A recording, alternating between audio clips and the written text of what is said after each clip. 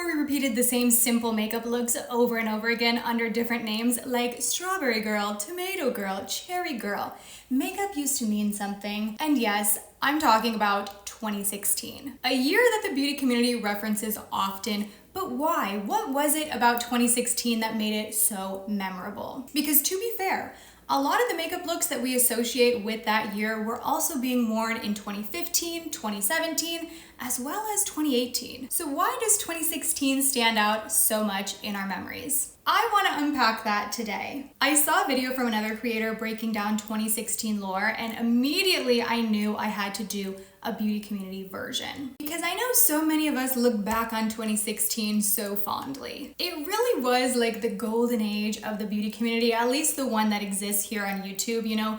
It was pre-Dramageddon 1 and 2. It was before a lot of the drama started unfolding. It just felt like a place you could come and love makeup and apply makeup and be creative. It was also a time that viewers still liked and respected influencers for the most part. Views on beauty related videos were the highest they ever were. The top creators in the beauty community on YouTube were easily surpassing 1 million views every single video. There was just such an appetite for beauty content, and it really felt like a community here online. But as we know, in subsequent years, viewers started to become a bit disillusioned with the online beauty community. And at the end of this video, I want to talk about the reasons that began to happen, because I really believe the seedlings of it were planted in 2016. But before we get there, we need to go back in time and reflect on the year. So I want to start off talking about the trends that we were all wearing in 2016, followed by the makeup products that launched that year, and also the ones you might associate with 2016 that did not launch that year. I wrote those, I have those on my list too, okay? Followed by a lot of key things that were happening both in the beauty industry and the online beauty community. And we'll wrap it up with a lot of those topics that initially started to kind of change the public perception of the beauty community. Hello everybody, and welcome to the Best of Beauty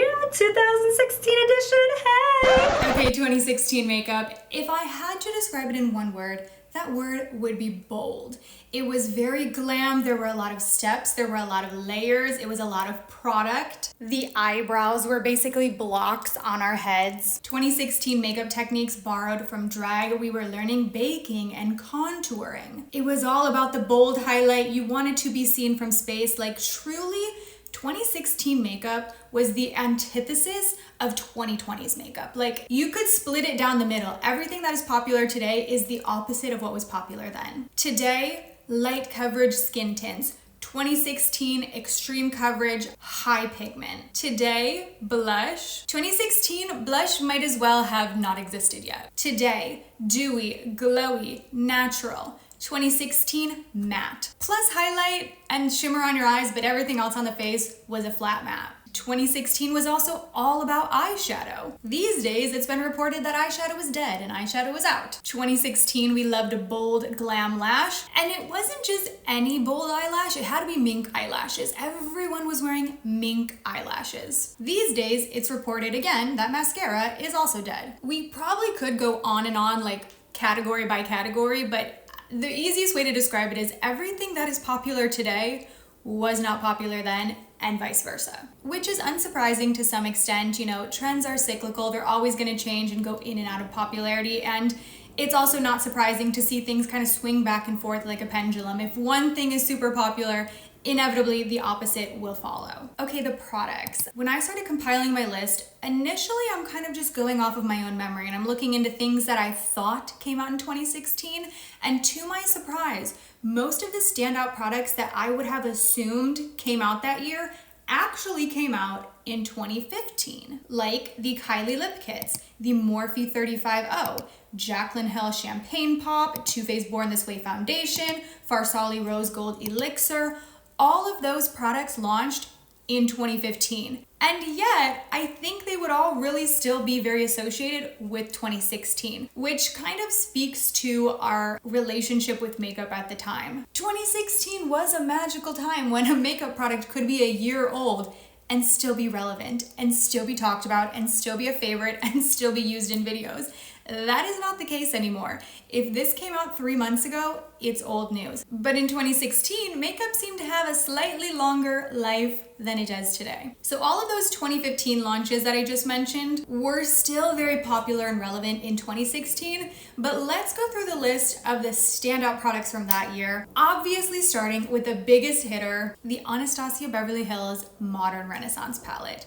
It's really funny too. I wrote in my notes, the little blurb I included next to this was the last relevant palette. And I genuinely believe that. I cannot name another palette that has had the same cultural relevance as the Modern Renaissance, or at least after that. You know what I mean? Genuinely cannot imagine a palette since Modern Renaissance that has had a chokehold on us the way that that palette has. Everyone owned it. Every brand was trying to dupe it. The palette was essentially the blueprint. Like, it was used as the comparison. Anytime you were watching a tutorial, that would be the reference point people would use. They would say, oh, the formula is similar to this. The shades are similar to this. They would swatch the two palettes against one another. Maintained relevancy for a very long time. Like, years later, you were still getting tutorials with Modern Renaissance. Modern Renaissance, along with the Morphe 35O, also really kicked off the trend of very warm eyeshadows, like beyond just like a warm brown to straight up being oranges. Like, everyone wanted to wear basically orange eyeshadow. If you wanted a cool toned palette, like, good luck. Everything was warm, and again, not just warm, orange. Okay, and you know what else came out in 2016? The Tarte Shape Tape Concealer. Okay, if Modern Renaissance and 35O were the reason every brand started launching orange eyeshadows, Tarte Shape Tape was the reason every brand started launching extreme coverage complexion products, because Tarte Shape Tape at the time was pretty much as full coverage as you could get. And the funniest part about it is that that type of concealer, you can do just one dot and get really high coverage and pigment and like cover a lot of things up. And still, we were taking that extreme coverage concealer and doing the full triangles. Like, when you think back to 2016 makeup techniques, that is one of the biggest ones that stands out to me, the concealer triangles. There are a lot of things about 2016 makeup that I think we could implement and bring back and maybe do more like updated versions of it, but one that probably doesn't need to come back is the concealer triangle. Unless you're doing like stage makeup, it's kind of an unnecessary amount of product. But Tarte Shape Tape, much like Modern Renaissance, was a very influential launch that later inspired so many other brands to come out with very high coverage complexion products. Those were probably the two most influential launches of 2016, but quite a few others that were still relevant. This was the year that Too Faced brought us the Sweet Peach palette. This was originally a limited edition palette, but it was so loved that they brought it back later in the year as a permanent palette. Anastasia Beverly Hills also had another super highly successful palette in 2016, the Makeup by Mario palette, or the Master palette by Mario. This was obviously before his brand started, and it's really interesting now to see him use that word master so often in his branding, when that was actually the original name of his palette with Anastasia Beverly Hills. Oh my gosh, this palette was so loved. Like, I can picture so many videos on YouTube from creators years and years later talking about how much they regret not buying the Anastasia Beverly Hills Makeup by Mario collaboration. Like, oh my god, it was such a sought after palette. This was also the year of the Hourglass Vanish Stick Foundation. There was a little bit of a time here when we were starting to dip our toes into stick foundations. They picked up for a little bit, but they didn't go so far. Like, we did see a few other brands launch stick foundations. I know Anastasia Beverly Hills had one. There were other successful ones, but the Vanish Stick Foundation from Hourglass was so well loved. It was like, you saw that foundation in everyone's 2016 Best of the Year video. And they were usually blending it out with one of those spoon brushes that also randomly were so popular in 2016. Everyone wanted to have these weird spoon-shaped brushes. From the drugstore, Milani brought us their Conceal Plus Perfect foundation. Again, calling back to that idea of extreme coverage. This was such a high coverage foundation, and people loved that it was really accessible at that drugstore price point. We also saw a theme of palettes getting larger, and I blame Morphe for this. Again, especially with the success of 35O in 2015, we saw a lot of brands leaning into massive palettes. like even Urban Decay, they bring us a naked palette every year. That year it was the Ultimate Naked Basics palette. And for that palette, to kind of lean into the popularity of giant palettes, they deviated from their standard naked palette size to kind of do those double rows. Even though this was the same number of shades as the original naked palette, there was just something visually at the time about this big square shape of a palette. That was supposed to be like everything you need all in one. That was truly, that was how everything was sold to us in 2016. This palette is all you need.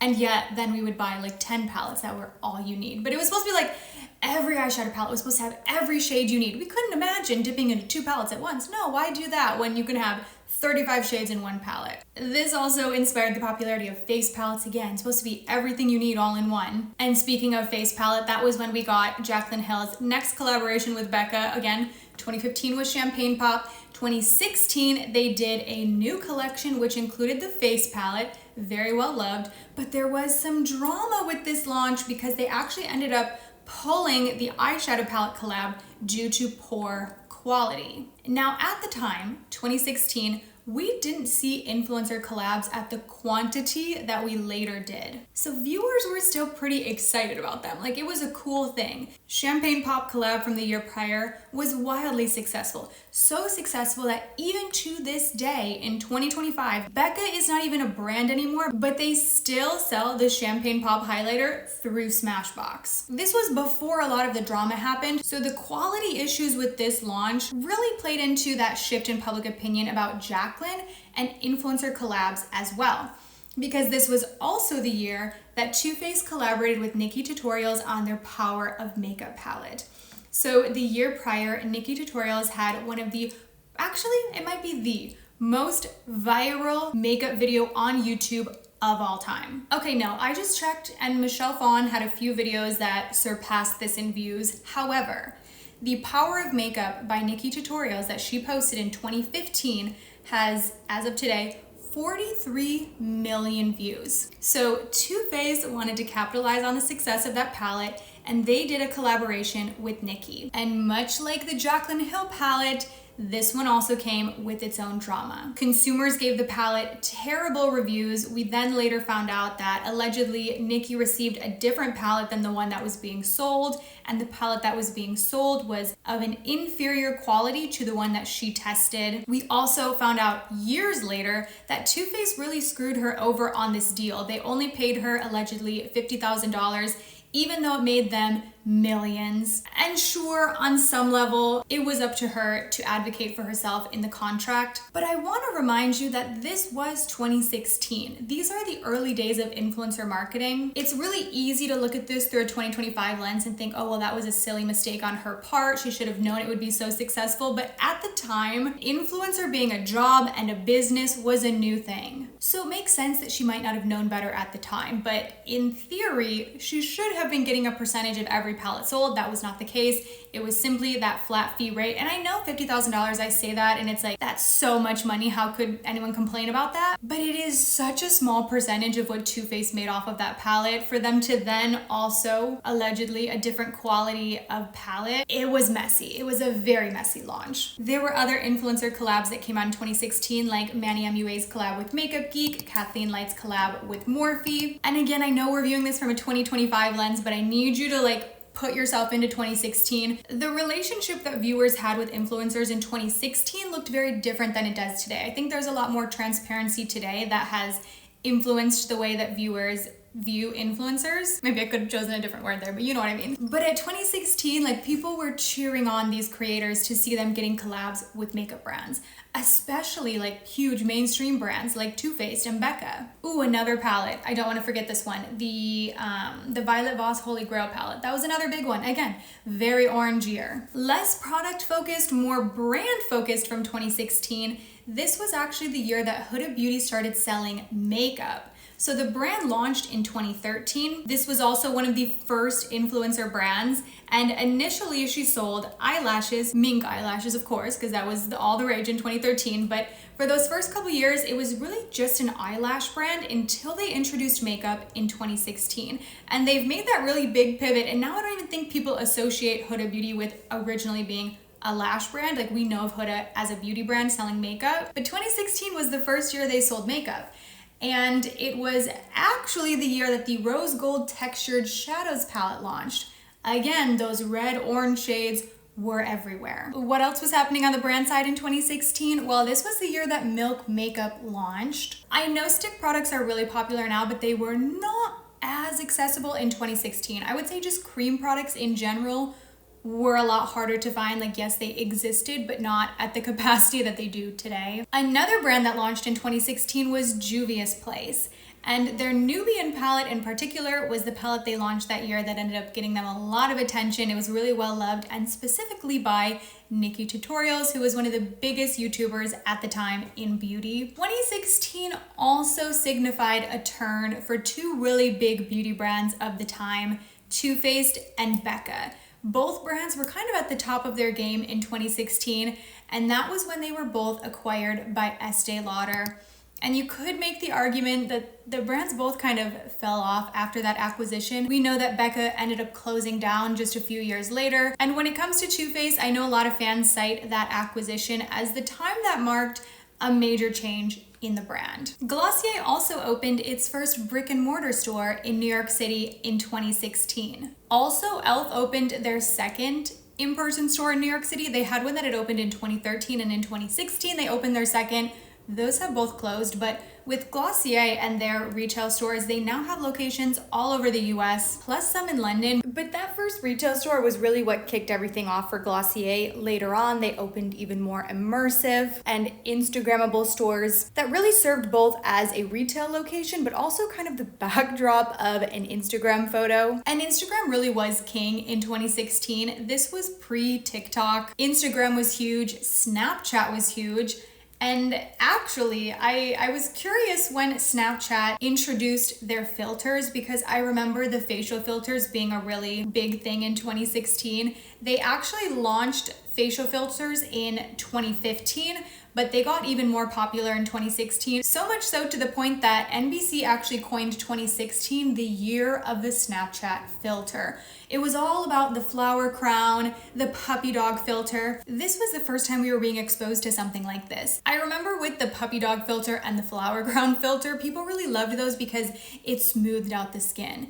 In later years, we got more advanced filters. Now they can change the size of your lips, your nose, like they can change a ton. But it all kicked off in 2015, 2016. 2016 was also the year that Instagram introduced stories. Stories existed on Snapchat 3 years prior, but Instagram adopted that same feature in 2016. And then again, we know later on added on Instagram filters into stories as well. And thinking of social media, this was actually the year that James Charles started getting recognition. And it mostly came from this photo. It ended up being this viral moment shared on Twitter where James Charles said that he retook his class photos with a ring light so that his highlight would pop a little bit more, which is so characteristic of 2016. Like, that in itself just feels very 2016. We later found out that that wasn't really true, but anyways, that was what kicked off his fame, that viral moment, which then later led to him being the first cover boy for CoverGirl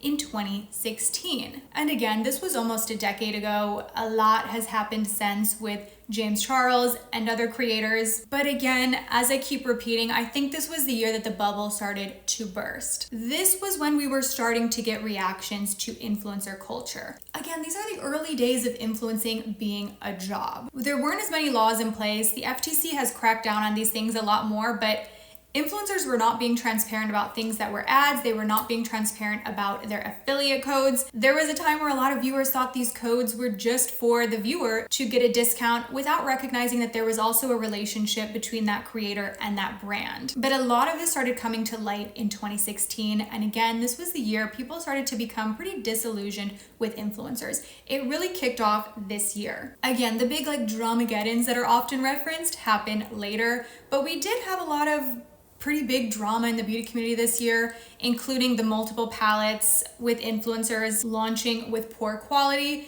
This was also the year that Kat Von D and Jeffree Star had a very public falling out, both making videos about the other person. This was around the time we started getting tea channels on YouTube covering the drama and exposing a lot of creators. 2016 was also the year of this video, this very famous video from Stephanie Nicole talking about Morphe. Up until this point, Morphe was the darling of the beauty community. All of your favorite YouTubers were Morphe babes. They promoted the brand, but they were also profiting from the brand.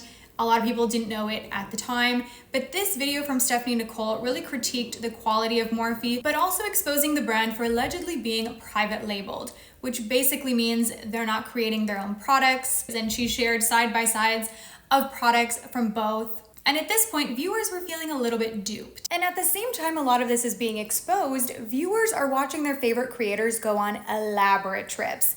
Yes, 2016 was the second year that Tarte held their Trippin' with Tarte series. This year they took the top creators to Bora Bora. As you know, Tarte has continued with these trips, even though they're rarely well received by their customers. And at this point, viewers are starting to get a pretty bad taste in their mouth from influencers. We're also starting to see the early stages of conversation about overconsumption. Now, I know we talked today in 2025 about underconsumption, de-influencing, but those conversations were happening back in 2016 as well. Everything is cyclical, and there was a time with the online beauty community on YouTube in 2016 where we were also filling up beauty rooms, buying multiples of product, consuming in excess. And one of the first creators to really call this out was Kimberly Clark. Technically, her first anti-haul was posted in 2015, but they really started picking up momentum in 2016, and we started seeing other creators film their own versions of the anti-haul. Kimberly Clark. What I'm not gonna buy.